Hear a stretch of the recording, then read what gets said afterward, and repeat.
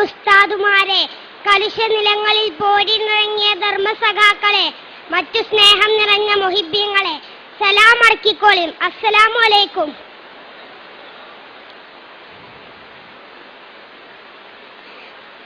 കുറച്ച് ലേറ്റായിട്ടാണെങ്കിലും നമ്മളെ സാഹിത്യോത്സവിന്റെ വേദിയിലാണ് ഞാനും നിങ്ങളും. അല്ല ചങ്ങായിമാരെ, സബ് ജൂനിയർ എന്ന് പറഞ്ഞ 4ാം ക്ലാസ് വരെ അല്ലേ? എന്നാ അതിന്റെ ലാസ്റ്റ് ചാൻസ് ആണ്. ചിന്തിച്ചിട്ടൊരു മന്ദപ്പ്. ഒരീസം സ്കൂളിൽ കളിച്ചാൻ പുട്ടപ്പം ഞാനും എന്റെ ചങ്ങായിമാരും റബ്ബറും തോട്ടത്തുകൂടെ അങ്ങനെ നടക്കുകയും അപ്പണ്ട് അവിടെ ഇവിടെയായിട്ട് ആൺകുട്ടികളും പെൺകുട്ടികളും യാതൊരു എളുപ്പമില്ല ചൊറച്ചിങ്ങനെ നടക്കണ്. എന്തൊരു കഥ! നമ്മളെ ജാതിക്കാരനെ ഹറാമല്ലേ കൂട്ടരെ? ഇത് കണ്ടപ്പോഴാ ഈ കഥ ഓർമ്മ വന്നത്. ഫളിലുല്ലാഹിന്റെ ചരിത്രം ഭയങ്കര ഗ്ലാമറേനി മൂപ്പര്. ഇന്നത്തെ സിനിമാ നടന്മാരെ ആനച്ചന്തമല്ല. പിന്നെ മുത്തുനബി ചൊർക്കിൽ സർട്ടിഫിക്കറ്റ് കൊടുത്ത ആളാണ്, ചില്ലറക്കാരനല്ല. അതുകൊണ്ട് തന്നെ സ്വഹാബി കുടുങ്ങി. എവിടേക്കിറങ്ങിയാലും മൂപ്പരെ ഒളിഞ്ഞു നോക്കാൻ നല്ല ചൊർക്കുള്ള പെൺകുട്ടികള്. മൂപ്പർക്കാണെങ്കിൽ ദുന്യാവില് യാതൊരു കമ്പമല്ല.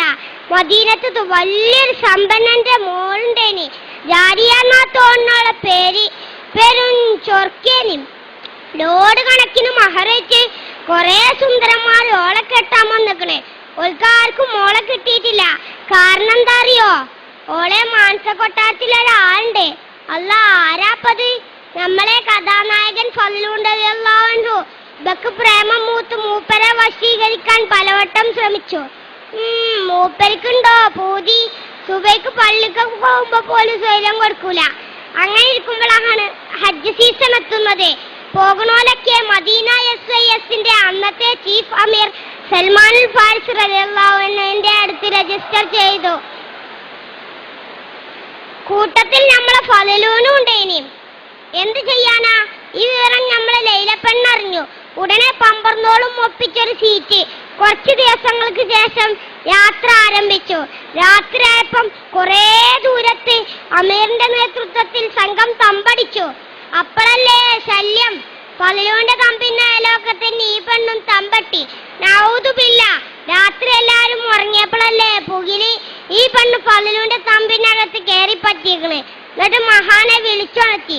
ഉടനെ, ആരാധി ഈ രാത്രി? ഇത് ഞാനാണ്, നിങ്ങളെ സ്വന്തം ജാലിയ. നിങ്ങളോട് പെരുത്ത് പ്രേമാണ്. നിങ്ങൾ ഞാൻ കെട്ടണം. വേറൊരു പുതിയാപ്പളിന് ഈ ലൈലാക്ക് വേണ്ട. ദേഷ്യം പിടിച്ച സ്വഹാബി, പോ പെണ്ണെ, വണ്ടിയും ബലിയുണ്ടാക്കാതെ അവളെ ശകാരിച്ചു. ഫളിലുവിനെ വീഴ്ത്താൻ കഴിയൂലെന്ന് മനസ്സിലാക്കിയ ലൈല ദേഷ്യത്തോടെ പ്രതികരിച്ചു. അങ്ങനെയല്ലടാ, ഈ പെണ്ണ് നിന്നെ ഒരു പാഠം പഠിപ്പിക്കും. പിറ്റേന്ന് നേരം വെളുത്തപ്പോ റെയ്ഡാ അമീറിന്റെ നേതൃത്വത്തിൽ. അല്ലാ, എന്താ അറിയോ? ലൈലാന്റെ വജ്രമാല കളവ് പോയിക്കണോലോ. സംഘങ്ങളെ റെയ്ഡ് ചെയ്ത് ഇപ്പം എത്തിക്കുന്നത് ഫളിലുല്ലാഹി റളിയല്ലാഹു അൻഹുവിന്റെ തമ്പിൽ സൽമാൻ റളിയല്ലാഹു അൻഹു പറഞ്ഞു, നിങ്ങളെ ഞമ്മക്ക് സംശയമില്ല, എന്നാലും റെയ്ഡ് ചെയ്യണല്ലോ. നിങ്ങൾക്ക് കേൾക്കണോ കൂട്ടരെ? മാല കിട്ടി, മൂപ്പരെ പെട്ടീന്ന്. സുബ്ഹാനല്ലാഹ്, ആകെ കോലാഹലം. കൊറേ ആൾക്കാർ മൂപ്പരെ കുറ്റം പറഞ്ഞു. കൊറേ ആൾക്കാർക്ക് വിശ്വസിച്ചാലും കഴിഞ്ഞില്ല. പടച്ചോനെ, അന്നന്തിക്ക് ലൈലാന്റെ തമ്പുന്ന ഒരച്ചും പൊളിയും. ഓടി വരണേ, ഇവനെന്നെ അപമാനിക്കുന്നേ. എല്ലാരും പാടെ തുണിന്റെ കോന്തലയും പിടിച്ച് ചാടി വണ്ടി ചെന്നോക്കുമ്പോട്ട് സുബ്ഹാനല്ലാഹ്, ലൈല അല്പവസ്ത്രയായി നിൽക്കുന്നു. പരിസരത്ത് ഫളിലുല്ലാഹി അൻഹു. ജനം വാമായി പിടിച്ചു കെട്ടടായി കള്ളശേഖനെ. കണ്ടാ ഭയങ്കര ചൂപ്യ. 2 മഹാകുറ്റങ്ങളായി ഇവൻ ചെയ്തു കൂട്ടിയെ. സുബ്ഹാനല്ലാഹ്, ആകെ കോലാഹലം. എന്ത് ചെയ്യും? സൽമാൻ റളിയല്ലാഹു അൻഹു ആകെ കൊയങ്ങി. അല്ലാ, അപ്പം ഭരിക്കണത് ആരാറിയോ? ഉമറുൽ ഖത്താബ. കേസ് കേട്ടപ്പോ മൂപ്പരാകെ ഞെട്ടി. പടച്ചോനെ, ഫളിലൂൻ ഇങ്ങനെ ചെയ്യൂലല്ലോ. അതുണ്ടാകൂല. ഏതായാലും ഈ കേസ് നടത്താൻ നല്ലത് അലി റളിയല്ലാഹു അൻഹു ആണ്. അങ്ങനെ കേസ് അലി റളിയല്ലാഹു അൻഹുവിന്റെ അടുത്ത്.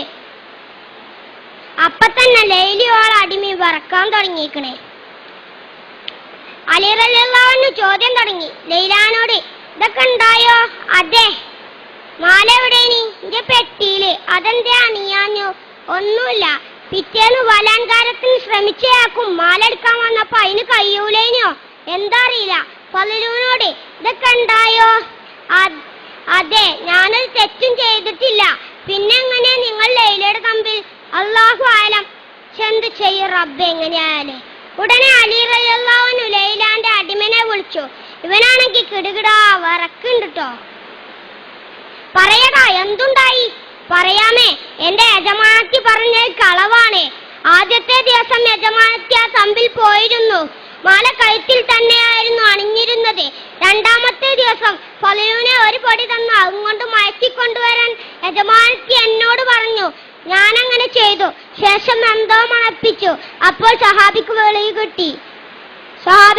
കിട്ടിയ ശേഷം യജമാനത്തി ബഹളമുണ്ടാക്കി. പൊളിഞ്ഞില്ലേ, എല്ലാം പൊളിഞ്ഞില്ലേ. ലൈലാന്റെ കള്ളത്തരങ്ങൾ മുഴുവനും. അങ്ങനെ ലൈലക്കെതിരെ ശിക്ഷ വിധിച്ചു. സത്യമേ ഒടുക്കം ജയിച്ചുള്ളൂ. അതാണ് എപ്പോഴും സത്യസന്ധരാകാന്ന് പറയണത്. നോക്കിയും കൂട്ടരെ, ഞങ്ങൾ ഈ സഹാബിന്റെ മനസ്സ് ഇത്രയും നല്ലൊരു സുന്ദരനെ കിട്ടിയിട്ടും അള്ളാഹ്ക്കും വേണ്ടി ഒഴിവാക്കിയത്. നമ്മളൊക്കെ ആണെങ്കിൽ ചാടി പൂണോളും. അള്ളാഹു അവരുടെ കൂടെ നമ്മെ സ്വർഗത്തിൽ ഒരുമിച്ച് കൂട്ടട്ടെ, ആമീൻ. നേരം കുറേയായി. കഥ പറഞ്ഞ് ഞാനും കൊയങ്ങി. കേട്ടങ്ങളും നിർത്താണേ.